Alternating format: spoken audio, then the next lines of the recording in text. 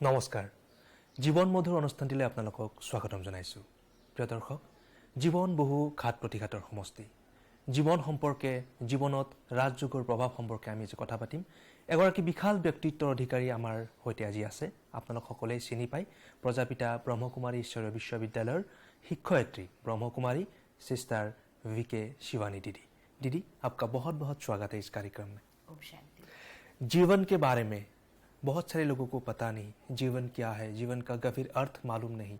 आपसे मैं पहले जानना चाहता हूँ जीवन क्या है, इसका अर्थ क्या है?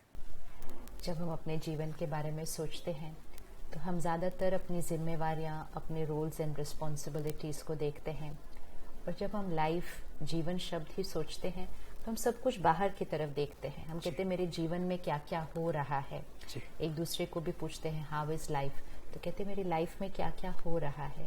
तो हमें लगता है जीवन अर्थात जो कुछ मेरे जीवन में हो रहा है वो जीवन, वो लाइफ नहीं है सिर्फ, वो तो लाइफ में आने वाली बातें हैं, सिचुएशंस हैं, परिस्थितियां हैं, जिम्मेवारी है। लेकिन लाइफ अर्थात शक्ति, और वो लाइफ ये है एनर्जी, जिसको हम आध्यात्म की भाषा में आत्मा कहेंगे, सोल कहेंगे, स्पिरिट कहेंगे, लाइट कहेंगे, पावर कहेंगे। जब ये लाइफ निकल जाती है तो ये एक डेड बॉडी है, राइट? तो ये बीइंग है और ये ह्यूमन है, अर्थात मिट्टी का बना हुआ शरीर, तो इसलिए ह्यूमन बीइंग। तो सबसे इम्पोर्टेंट बात, बाहर सबका ध्यान रखना, सारी जिम्मेवारियां निभाना बहुत इम्पोर्टेंट है, लेकिन ये लाइफ है। सबसे पहले इसका ध्यान रखें कि हमारी हर सोच सकारात्मक हो, हमारे मुख से निकलने वाला हर बोल मधुर हो, सम्मान पूर्वक हो, और हमारा हर कर्म सबको सुख दे, सबका कल्याण करे। तो जब यहाँ सब कुछ श्रेष्ठ होगा तो यहाँ सब कुछ परफेक्ट होने लग जाएगा। जी जीवन में राजयोग प्राणायाम की भूमिका कितना है? राजयोग अर्थात सर्वप्रथम स्वयं पर राज्य। आज हम ज्यादातर क्या कहते हैं, मेरा मन मेरे कंट्रोल में नहीं है। कभी कभी हम कहते हैं मेरे मुख से बात निकल गई, कहते ना सॉरी मेरे मुंह से बात निकल गई, मतलब मेरा मुंह पे भी कंट्रोल नहीं है। कभी कभी तो हाथ भी उठा लेते हैं। सड़क पे भी आजकल हम देखते हैं कि अगर कोई दो गाड़ियों की टक्कर होती है तो जोर जोर से शोर भी मच जाता है, हाथ भी उठा लेते हैं। ये है कि हमारा स्वयं पर कंट्रोल नियंत्रण नहीं है ना। कोई कुछ एक शब्द बोल दे तो हमें बुरा लग जाता है। डॉक्टर कहे कि आपको ये नहीं खाना चाहिए, मीठा नहीं खाना चाहिए, हम कहते नहीं पता है मैं बीमार हूँ लेकिन क्या करूँ, इसके बिना मेरा चलता नहीं है। तो ये कर्म इंद्रियां जो है, 5 सेंस ऑर्गन्स, और सूक्ष्म इंद्रिया अर्थात मन बुद्धि संस्कार, इसके हम गुलाम हो चुके हैं। जो देखना नहीं चाहिए वो देखते हैं, जो सुनना नहीं चाहिए वो सुनते हैं। कोई किसी की निंदा कर रहा है, हमें सुनना नहीं चाहिए लेकिन हम बहुत इंटरेस्ट से सुन लेते हैं। जो बोलना नहीं चाहिए वो, तो इसका ऊपर हमारा नियंत्रण नहीं है। और मन पर तो बिल्कुल ही नियंत्रण नहीं है। कहते मन सोचता ही जा रहा है, सोचता ही जा रहा है, over thinking, too much thinking. जो नहीं सोचना चाहिए वो सोचता है। कोई कुछ कह दे, हम भूल नहीं पाते उसको इतना टाइम, उस बात को हम पकड़ के रखते हैं। हम बंद करना चाहते हैं उस सोच को, लेकिन वो सोच फिर भी बार बार आती है। तो ये सब है गुलामी। राजयोग अर्थात स्वयं पर राज्य करना। स्वराज्य कहते हैं ना, स्वराज्य, स्वराज्य अर्थात स्वयं पर राज्य करना। वो कैसे करेंगे? जब खुद के साथ एक रिश्ता बनाएंगे, अपने आप को पहचानेंगे कि मैं कौन हूँ, मैं आत्मा मालिक हूँ, ये सब मेरी कर्म इंद्रियां हैं, मुझे इनको चलाना है, इन्होंने मुझे नहीं चलाना है, मुझे इनको चलाना है। और वो करना बहुत सहज हो जाता है जब आत्मा का परमात्मा से कनेक्शन हम जोड़ते हैं। राजयोग मेडिटेशन है। तो अगर हम सेंटर पर आकर बहनों से सीखें कि कैसे करना है मेडिटेशन, कि परमात्मा की शिक्षाओं को रोज अपने अंदर भरना, और परमात्मा प्यार का सागर है, सर्वशक्तिवान है, शांति का सागर है। हम क्या कहते हैं, हम तेरे बच्चे हैं, तो वो शांति का सागर है, हम अशांत हैं। वो सर्वशक्तिवान है, हम कमजोर हैं। क्यों? क्योंकि हम उसकी शक्तियों को अपने अंदर नहीं भर रहे हैं। तो राजयोग अर्थात मेडिटेशन, जिसमें पहले स्वयं को पहचाने, फिर परमात्मा से कनेक्शन जोड़कर उसकी शिक्षाएं और शक्तियाँ दोनों को अपने अंदर भरे, आत्मा की शक्ति बढ़ती जाती है। इट्स लाइक ये बैटरी है और वो पावर हाउस है। तो पावर हाउस से बैटरी को कनेक्ट करेंगे तो बैटरी की चार्जिंग होने लग जाती है। एक बार आत्मा की शक्ति बढ़ गई तो फिर शरीर का स्वास्थ्य, हमारी हर सोच, हमारे रिश्ते, हमारा भाग्य, सब कुछ बदल जाएगा। सिर्फ इसको शक्तिशाली बनाना है। तो राजयोग उसकी विधि है जी। योग अर्थात कनेक्शन, संबंध, आत्मा और शरीर का योग, लेकिन साथ साथ मन और बुद्धि का योग, आत्मा और अन्य आत्माओं का योग अर्थात रिश्ते। तो आज अगर हम देखें कि ऐसे समय पर जहाँ मानसिक बीमारियाँ, शारीरिक बीमारियाँ, रिश्तों में तनाव ये बहुत बढ़ता जा रहा है, तो इस समय योग की अति आवश्यकता है।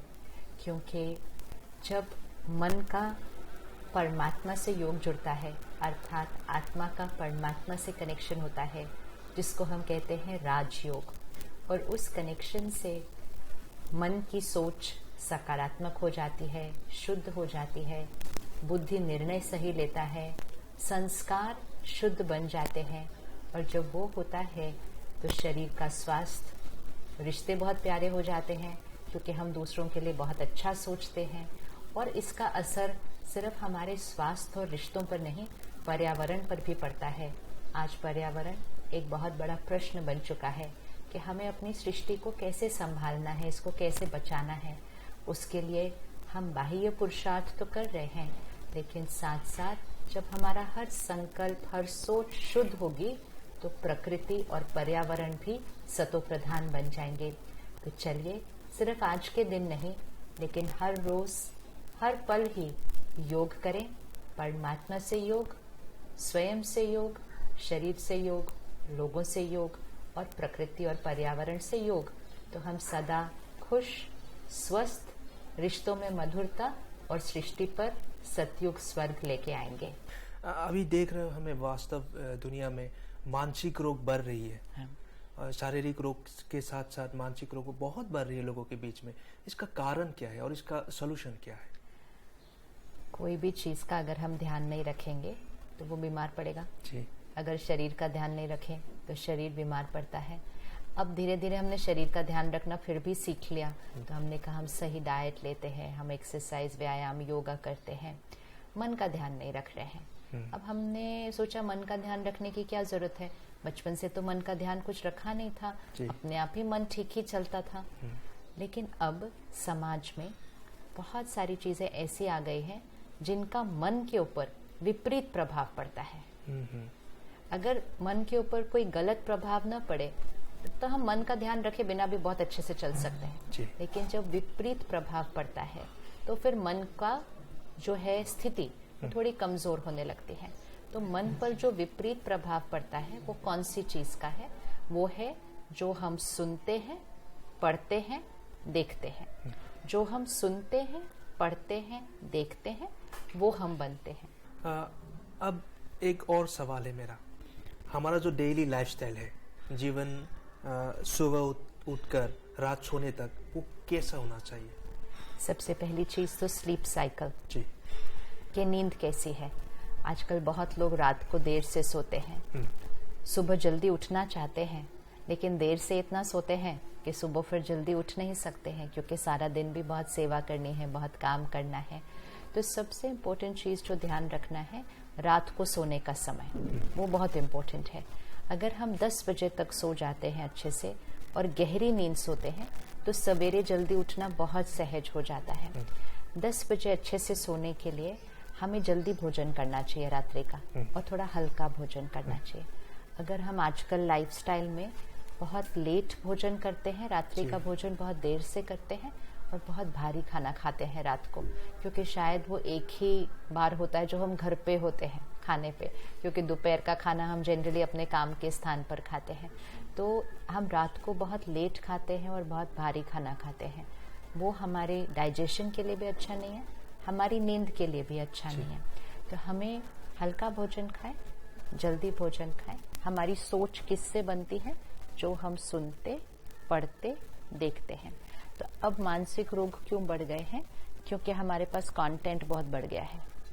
जब से हमारे पास फोन और 24 घंटे का टीवी और फिर इंटरनेट तो है, तो हम बहुत कुछ कंज्यूम करते रहते हैं। अब उसके अंदर क्वालिटी अलग अलग है। जो कंटेंट हम कंज्यूम कर रहे हैं उसके अंदर अगर अहंकार है, काम, क्रोध, लोभ, मोह, अहंकार हम कहते हैं, फिर ईर्ष्या है, नफरत है, डर है, चिंता है, गुस्सा है, हिंसा है, ये सब हम भरते जा रहे हैं। जो हम भरेंगे वैसे ही हम बनेंगे। तो हमें बहुत ध्यान रखना चाहिए कि जो हम कंज्यूम कर रहे हैं कंटेंट, उससे हमारी सोच बनती है और जैसी सोच बनेगी वैसी भावनाएं बनेंगी। तो क्योंकि हम सब, जरूरी नहीं है सिर्फ जिनको कोई डिप्रेशन या मानसिक बीमारी है, ये सिर्फ उनकी बात नहीं है, ये हम सबकी बात है। हम सबकी बात है कि हम कंटेंट हमारी डाइट की तरह है, तो डाइट अच्छी लेनी चाहिए। तो आध्यात्म क्यों जरूरी है? क्योंकि जब हम आध्यात्मिक अध्ययन करते हैं, स्पिरिचुअल स्टडी करते हैं, तो रोज सवेरे सवेरे बहुत शुद्ध और शक्तिशाली खुराक मिल जाती है इसको, है ना? क्योंकि परमात्मा के महावाक्य सुनेंगे, उसके अंदर पवित्रता है, शक्ति है, सुख है, शांति है, क्षमा है। सुबह सुबह वो भर लिया तो सोच वैसे बनने लग जाती है, वैसे बनने लगेगी, आत्मा शक्तिशाली बनेगी।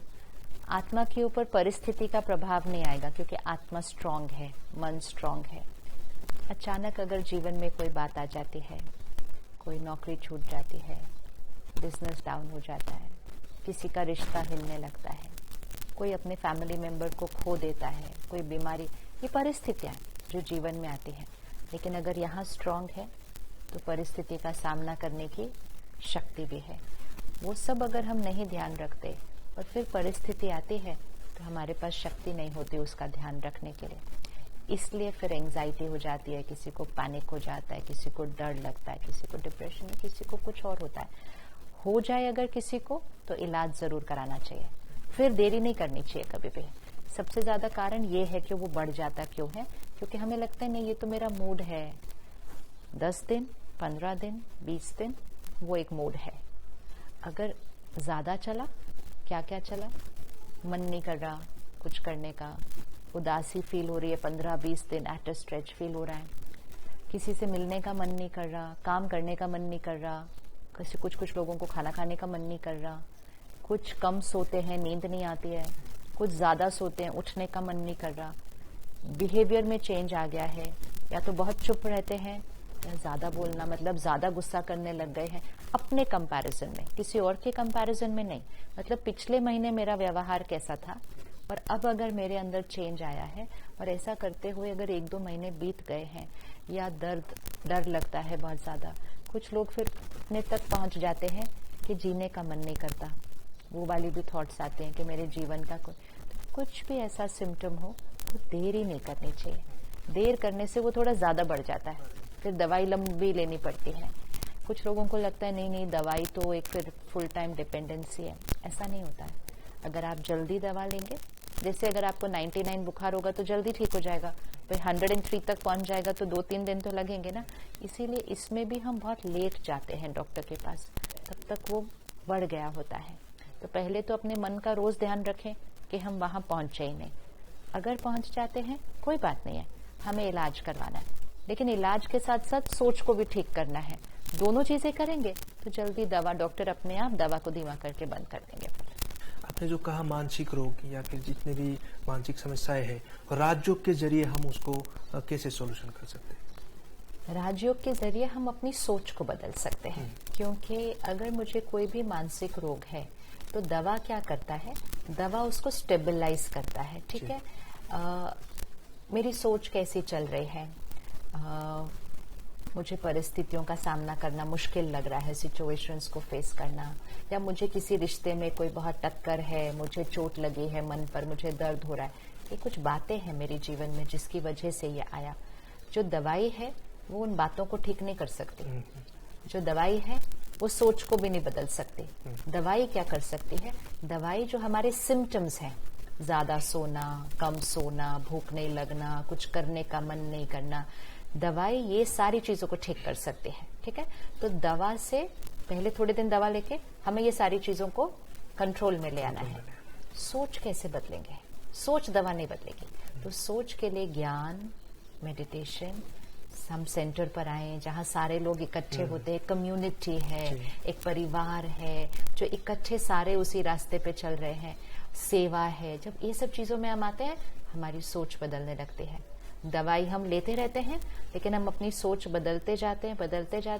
डॉक्टर खुद हमारे अंदर फर्क देखेंगे और देखते देखते वो धीरे धीरे दवाई को कम करते बंद कर देंगे। तो दवा का अपना रोल है, योग और मेडिटेशन का अपना रोल है। दोनों करना है साथ साथ। ऐसे नहीं कि दवा छोड़नी है।